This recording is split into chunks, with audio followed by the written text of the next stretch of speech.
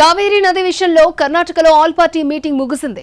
కావేరీ జలాల పంపిణీ అంశంలో రాజకీయాలకు అతీతంగా అన్ని పార్టీలు ఏకతాటిపై నిలవాలని మాజీ ముఖ్యమంత్రి సిద్ధరామయ్య పిలుపునిచ్చారు. ముఖ్యమంత్రి డీకే శివకుమార్ అధ్యక్షతన జరిగిన అఖిలపక్ష సమావేశంలో పాల్గొన్న తర్వాత ఆయన ఈ వ్యాఖ్యలు చేశారు. భూమి, నీరు, భాష వంటి రాష్ట్ర ప్రయోజనాల విషయానికొస్తే రాజకీయ విభేదాలను పక్కన పెట్టి కర్ణాటక కోసం కలిసి పనిచేయడం రాష్ట్ర రాజకీయ సంప్రదాయమని అన్నారు. గతంలో కూడా ఇలాంటి క్లిష్ట పరిస్థితులు ఎన్నో ఎదురయ్యాయని, అధికారంలో ఏ పార్టీ ఉన్నా ప్రతిపక్షాలు రాష్ట్ర ప్రయోజనాల కోసం మద్దతుగా నిలిచాయని గుర్తు చేశారు.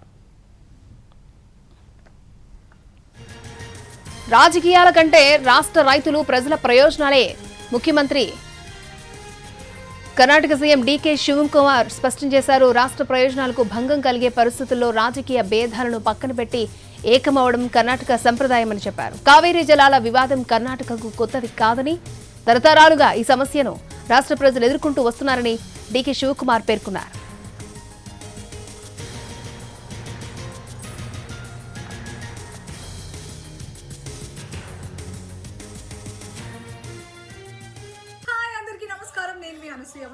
ఆషాఢ మాసం సందర్భంగా మన కాసం ఫ్యాషన్స్ ఏపీ అండ్ తెలంగాణలోని 24 స్టోర్స్ లో సరికొత్త ఆఫర్స్ తో మీ ముందుకు వస్తుంది. అంతేకాదండో ఈ ఆషాఢ మాసంలో మన ప్రత్యేకత కిలో చీరలు కొనండి, అరకిలో చీరలు ఉచితంగా పొందండి.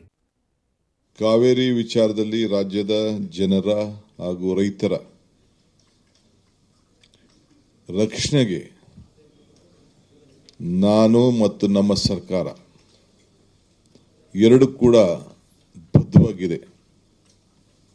ಯಾರಿಗೂ ಕೂಡ ಈ ರಾಜ್ಯದ 7.25 ಕೋಟಿ ಜನರಿಗೆ ಯಾವ ತರಹದ ಅನುಮಾನ ಕೂಡ ಬೇಡ. ಎಲ್ಲ ಸಂದರ್ಭದಲ್ಲೂ ಕೂಡ ನಮ್ಮ ರಾಜ್ಯದ ಹಿತವನ್ನು ಕಾಪಾಡಿ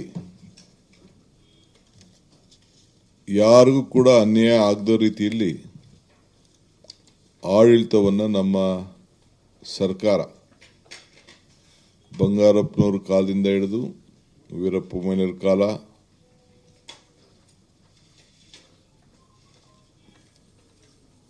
ಧರ್ಮಸಿಂಗ್ರವ್ರ ಕಾಲ, ಎಲ್ಲ ಕಾಲದಲ್ಲೂ ಕೂಡ ಸಿದ್ದರಾಮಯ್ಯನವ್ರ ಕಾಲ, ಎಲ್ಲ ಕಾಲದಲ್ಲೂ ಕೂಡ ಕಾಂಗ್ರೆಸ್ ಆಡಳಿತ ಇದ್ದಾಗ ನಾವು ರಕ್ಷಣೆಯನ್ನು ಮಾಡಿಕೊಂಡು ಎಸ್.ಎಂ. ಕೃಷ್ಣ ಅವ್ರ ಕಾಲದಲ್ಲಿ ಬಂದಿದ್ದೇವೆ.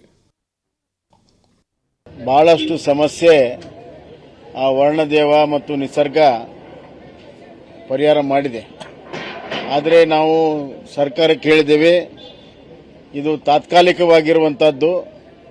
ಇಡೀ ವರ್ಷ ಕುಡಿಯೋ ನೀರಿನ ಮತ್ತು ನಮ್ಮ ರೈತರಿಗೆ ನೀರು ಕೊಡುವಂತ ಒಂದು ವಿಚಾರ ಬಹಳ ಮುಖ್ಯವಾಗಿದೆ. ಇದು ಟೆಂಪರರಿ ಸೊಲ್ಯೂಷನ್. ಇದರ ಮೇಲೆ ನೀವು ಆರಾಮಾಗಿ ಕೂತ್ಕೊಳ್ಳುವಂತ ಅವಶ್ಯಕತೆ ಇಲ್ಲ. ಯಾಕಂದ್ರೆ ಎವ್ರಿ 15 ದಿವಸಕ್ಕೊಮ್ಮೆ CWRC ಮೀಟಿಂಗ್ ಆಗುತ್ತೆ, ತಿಂಗಳಿಗೊಮ್ಮೆ CWMA ಮೀಟಿಂಗ್ ಆಗುತ್ತೆ. ಡಿಸ್ಟ್ರೆಸ್ ಫಾರ್ಮುಲಾ ಪ್ರೋ ರೇಟಾ ಅಂತ ಇರೋದ್ರಿಂದ ತಿಂಗಳು ನಾವು ಬಿಡಬೇಕಾಗತ್ತೆ. 9.5 TMC ನೀರನ್ನ ಕೂಡಲೇ ಬಿಡಬೇಕನ್ನುವಂತ ಒತ್ತಡವೂ ಕೂಡ ಇದೆ. ಈ ನಿಟ್ಟಿನಲ್ಲಿ DMK ಈಗಾಗಲೇ ಸುಪ್ರೀಂ ಕೋರ್ಟ್ಗೆ ಏರಿದೆ. सुप्रीम कोर्ट ಹೋಗಿರುವಂತಹ ಸಂದರ್ಭದಲ್ಲಿ मीटिंग में एक ही विषय है हमारे लिए, जून तक, नेक्स्ट जून तक 27 जून तक 40 TMC पानी चाहिए पीने के लिए पानी रखना, 40 TMC रखना, उसके आधार पर हम निर्णय लेना. क्योंकि ये साल बारिश कम है, बारिश का वजह से आगे आने वाले दिन में फोरकास्ट क्या है बारिश का, कर्नाटक को कितना बारिश होगा और तमिलनाडु को कितना होगा, उसका आधार पर हम निर्णय ले रहे हैं. क्योंकि एक बार पानी छोड़ दिया तो नीचे से ऊपर पानी नहीं आता है. हमारा डैम में पानी है तो हम कभी भी छोड़ सकते हैं.